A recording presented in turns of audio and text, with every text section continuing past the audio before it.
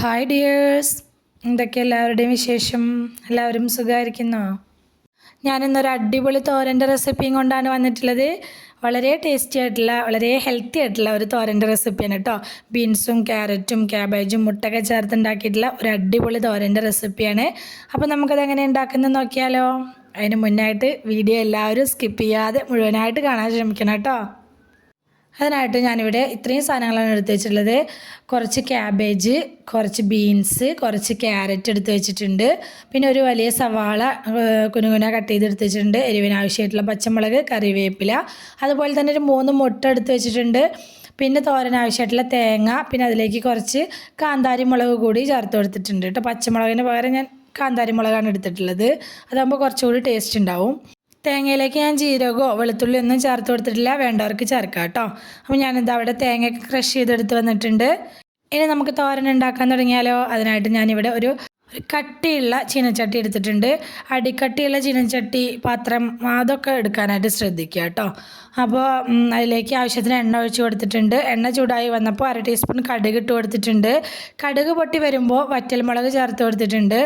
അതിനുശേഷം നമുക്കിതിലേക്ക് കുനുകുന കട്ട് ചെയ്ത് വെച്ചിട്ടുള്ള സവാള ചേർത്ത് കൊടുക്കുക. എന്നിട്ട് നല്ലപോലെ ഒന്ന് ഇളക്കി കൊടുക്കുക.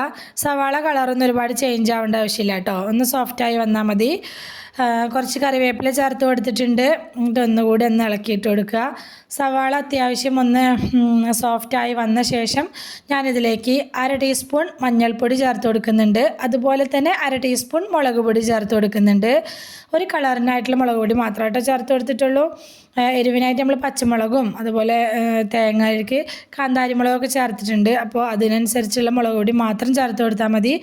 പൊടികളൊക്കെ എണ്ണയിൽ കടന്നിട്ട് നന്നായിട്ടൊന്ന് മൊരിഞ്ഞ് വന്ന ശേഷം നമ്മൾ ക്രഷ് ചെയ്തെടുത്ത് വെച്ചിട്ടുള്ള തേങ്ങ ഈ സമയത്ത് ചേർത്ത് കൊടുക്കുന്നുണ്ട്. അതും കൂടി ചേർത്ത് നല്ലപോലെ ഒന്ന് ഇളക്കി കൊടുക്കുക. തേങ്ങ എണ്ണയിൽ കടന്നിട്ട് ഒന്ന് മൂത്ത് വരണം കേട്ടോ. അങ്ങനെ തോരൻ ഉണ്ടാക്കുന്ന സമയത്ത് തോരൻ നല്ല ടേസ്റ്റ് ഉണ്ടാവും. ഈ തേങ്ങ ഇളക്കി കൊടുത്തുകൊണ്ടിരിക്കുന്ന സമയത്ത് തന്നെ ഈ തേങ്ങയിലേക്ക് തന്നെ നമ്മൾ കട്ട് ചെയ്ത് വെച്ചിട്ടുള്ള മുളക് ചേർത്ത് കൊടുക്കുന്നുണ്ട്. എന്നിട്ട് നല്ലപോലെ ഒന്ന് ഇളക്കി കൊടുക്കുക. ഇതാപ്പം നമ്മുടെ തേങ്ങയൊക്കെ നായി വന്നിട്ടുണ്ട്. ഇനി നമുക്കിതിലേക്ക് ബീൻസും ക്യാരറ്റും ചേർത്ത് കൊടുക്കാം കേട്ടോ. അപ്പോൾ ക്യാബേജിന് ഒരുപാട് വേവില്ലല്ലോ, ഒന്ന് ആവി തട്ടുമ്പോഴത്തേനും വേവില്ല ഇത്. അപ്പം നമുക്ക് ആദ്യം ഇത് രണ്ടും വേവിച്ചെടുക്കുക. ബീൻസും ക്യാരറ്റും ചേർത്ത് കൊടുത്ത ശേഷം നന്നായിട്ടൊന്ന് മിക്സ് ചെയ്ത് യോജിപ്പിച്ചെടുക്കുക കേട്ടോ. ആ തേങ്ങയും ബീൻസും ക്യാരറ്റും ഒക്കെ നന്നായിട്ടൊന്ന് മിക്സ് ചെയ്തിട്ട് നന്നായിട്ടൊന്ന് ഇളക്കി യോജിപ്പിച്ചെടുക്കുക. നന്നായിട്ടൊന്ന് മിക്സ് ചെയ്ത് യോജിപ്പിച്ചെടുത്ത ശേഷം ഇത് മൂടി വെച്ച് വേവിച്ചെടുക്കണം. ഞാനിതിലേക്ക് വെള്ളമൊന്നും ചേർത്ത് കൊടുക്കുന്നില്ല.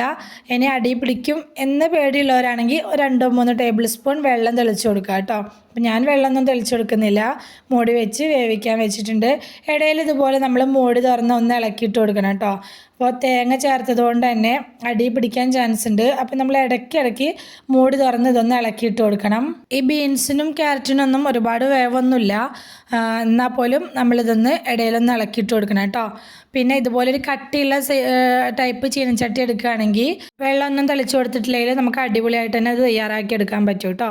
അപ്പോൾ നമ്മുടെ ബീൻസും ക്യാരറ്റും അത്യാവശ്യം ഒരു 1/4 ഭാഗം വേവായി വന്ന ശേഷമാണ് ഞാൻ ഇതിലേക്ക് ക്യാബേജ് ചേർത്ത് കൊടുക്കുന്നത്. ഈ സമയം വരെ ഇതിലേക്ക് ഉപ്പ് ചേർത്ത് കൊടുത്തിട്ടില്ല. ഈ സമയത്ത് ഞാൻ ഇതിലേക്ക് ആവശ്യമായിട്ടുള്ള ഉപ്പ് കൂടി ചേർത്ത് കൊടുത്തിട്ടുണ്ട്. എന്നിട്ട് ഇത് നന്നായിട്ടൊന്ന് മിക്സ് ചെയ്തെടുക്കുക. എന്നിട്ട് വീണ്ടും ഇതൊന്നുകൂടി മൂടി വെച്ച് നമുക്ക് വേവിച്ചെടുക്കണം. ക്യാബേജൊക്കെ പെട്ടെന്ന് തന്നെ വെന്ത് വരും കേട്ടോ. ആവി കയറുമ്പോഴത്തേനും അത് വെന്ത് വരും. അപ്പോൾ നമ്മുടെ ക്യാബേജും നല്ല രീതിയിൽ തന്നെ വെന്ത് വന്നിട്ടുണ്ട്. ഇനി നമുക്കിതിലേക്ക് മുട്ട ചേർത്ത് കൊടുക്കണം. അതിനായിട്ട് ഈ വെജിറ്റബിൾസിനൊക്കെ നമുക്ക് ഇങ്ങനെ സൈഡിലേക്ക് മാറ്റി കൊടുക്കുക.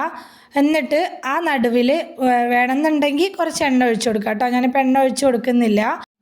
എന്നിട്ട് നടുവിൽ നമ്മൾ മുട്ട കലക്കി വെച്ചിട്ടുണ്ട്, അത് ഒഴിച്ച് കൊടുക്കുക. നമ്മൾ 3 മുട്ടയാണ് ഇതിലേക്ക് ചേർത്ത് കൊടുക്കുന്നത്. അത് നല്ലപോലെ കലക്കിയിട്ട് ഇതിലേക്ക് ഒഴിച്ച് കൊടുക്കുക. എന്നിട്ട് ലോ ഫ്ലെയിമിലാക്കി വെച്ചിട്ട് നമുക്കിതൊന്ന് മൂടി വെച്ചിട്ട് 2 മിനിറ്റ് ഒന്ന് കുക്ക് ചെയ്തെടുക്കുക കേട്ടോ. അപ്പോൾ ലോ ഫ്ലെയിമിൽ തന്നെ ആക്കി വെക്കണം, ഫ്ലെയിം കൂട്ടി വെക്കരുത് കേട്ടോ. 2 മിനിറ്റിന് ശേഷം ഇത് ജസ്റ്റ് ഒന്ന് ഇളക്കി കൊടുക്കുക, അടിയിൽ കരിഞ്ഞു പോവാതിരിക്കാൻ വേണ്ടിയിട്ട്. ഒന്ന് ഇളക്കി കൊടുത്ത ശേഷം വീണ്ടും ഒന്ന് മൂടി വെച്ചിട്ട് ഒരു 2 മിനിറ്റ് കൂടി കുക്ക് ചെയ്യുക. അപ്പോൾ ഇതിന് നമ്മുടെ മുട്ടയ്ക്ക് അത്യാവശ്യം നന്നായിട്ടൊന്ന് വെന്ത് വരും കേട്ടോ. ഇതപ്പോൾ ഞാൻ ഒന്നങ്ങ് ഇളക്കിയിട്ട് കൊടുക്കുന്നുണ്ട്. എന്നിട്ട് വീണ്ടും ഇതൊന്ന് മൂടി വയ്ക്കുന്നുണ്ട്. എന്നിട്ട് 2 മിനിറ്റ് കൂടി കുക്ക് ചെയ്തെടുക്കുന്നുണ്ട് കേട്ടോ.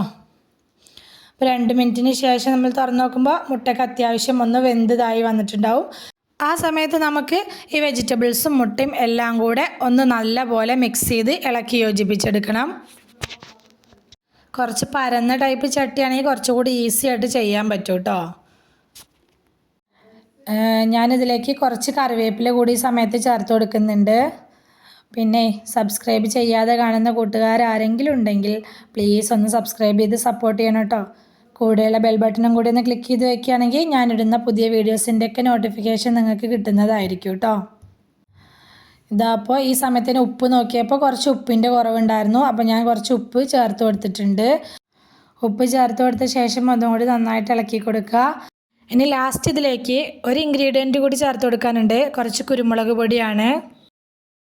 കുരുമുളക് നല്ല ഫൈനായിട്ട് പൊടിച്ച് പൊടി ചേർക്കുന്നതിനേക്കാട്ടിലും നല്ലത് കുരുമുളക് ഇങ്ങനെ ക്രഷ് ചെയ്ത് ചേർക്കുന്നതാണ് കേട്ടോ. അതാവും കുറച്ചുകൂടി ടേസ്റ്റ് കൂടുതലുണ്ടാവുക. അതുകൂടി ചേർത്ത് കൊടുത്താൽ നമ്മുടെ അടിപൊളി തോരൻ റെഡി ആയിട്ടുണ്ട്. ഇത്രയേ ഉള്ളൂ പരിപാടി. സിമ്പിളാണ്, അതുപോലെ തന്നെ നല്ല ഹെൽത്തി ആയിട്ടുള്ളൊരു തോരനാണ്. മക്കളുടെ ലഞ്ച് ബോക്സിലേക്കൊക്കെ സൈഡായിട്ട് കൊടുത്തയക്കാൻ പറ്റിയിട്ടുള്ള ഒരു അടിപൊളി തോരൻ്റെ റെസിപ്പിയാണ് കേട്ടോ. ഈ രീതിയിൽ ട്രൈ ചെയ്ത് നോക്കാത്തവരുണ്ടെങ്കിൽ ഒന്ന് ട്രൈ ചെയ്ത് നോക്കിക്കോട്ടോ. കിടു ടേസ്റ്റാണ് ചോറിൻ്റെ കൂടെ കഴിക്കാനായിട്ട്. അപ്പോൾ നമ്മുടെ റെസിപ്പി ഇഷ്ടമായിട്ടുണ്ടെങ്കിൽ മറക്കാതെ എല്ലാവരും ലൈക്കും ഷെയറും കമൻറ്റൊക്കെ ചെയ്യണം കേട്ടോ. ഇതുവരെ സപ്പോർട്ട് ചെയ്ത് കൂടെ നിന്നിട്ടുള്ള എൻ്റെ എല്ലാ മുത്തുമണികൾക്കും ഒരുപാട് നന്ദി. എന്നാൽ ശരി, സിമ്പിൾ ആൻഡ് ടേസ്റ്റി റെസിപ്പിയുമായി ഞാൻ വീണ്ടും വരാം. ബൈ.